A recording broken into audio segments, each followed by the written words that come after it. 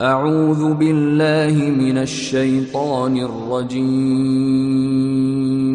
بسم اللہ الرحمن الرحیم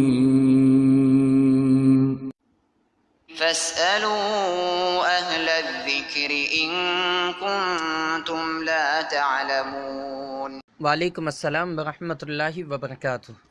سوال کیا گیا ہے کہ ایک حدیث بہت جگہ پڑھی ہے اور کچھ اس طرح سے وہ حدیث ہے کہ ایک یہودی عورت نبی کریم صلی اللہ علیہ وسلم کے دروازے کے آگے روز کچرا ڈال دیتی تھی اور وہ صبر کر کے رہ جاتے تھے، اس سے کچھ نہیں کہتے۔ پھر ایک دن کچرا نہیں پھینکا تو آپ صلی اللہ علیہ وسلم نے پتہ کیا تو وہ عورت اللہ کے رسول صلی اللہ علیہ وسلم کے صبر سے خوش ہو کر اسلام قبول کر چکی تھی۔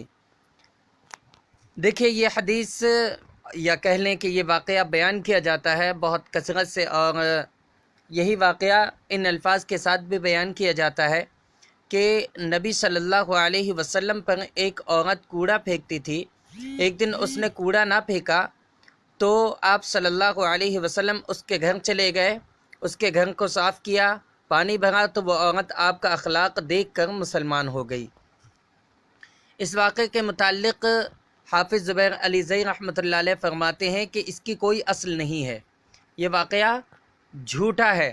اس کے علاوہ شیخ کفایت اللہ سنابلی حفظہ اللہ اس واقعے کے متعلق کہتے ہیں کہ یہ ایک من گھڑت قصہ ہے، کسی بھی کتاب میں اس کی کوئی سند نہیں ملتی، یہاں تک کہ معروف مراجع اور مصادر میں اس کا ذکر تک نہیں ملتا۔ اور غور کرنے کی بات یہ ہے کہ کیا یہ ممکن ہے کہ کوئی عورت روزانہ یہ حرکت کرے اور صحابہ کرام رضی اللہ تعالی عنہم اجمعین خاموش رہیں؟ اللہ کے نبی صلی اللہ علیہ وسلم کے صحابہ ہرگز اللہ کے رسول صلی اللہ علیہ وسلم کی یہ توہین برداشت نہیں کر سکتے تھے۔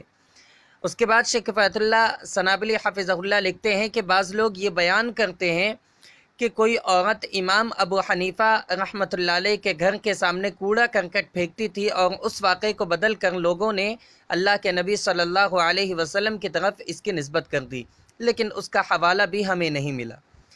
تو خلاصہ یہ کہ اس واقعے کی کوئی اصل نہیں ہے اور کسی بھی مستند کتاب میں اس واقعے کا کوئی بھی تذکرہ نہیں ملتا ہے، اور ان دونوں محققین اور کبار علماء کے علاوہ دوسرے کئی علماء کرام نے بھی اس واقعے پر تنبیہ کی ہے اور اس کو من گھڑت اور بے اصل کہا ہے۔ واللہ تعالی عالم بالصواب۔ السلام علیکم ورحمۃ اللہ وبرکاتہ۔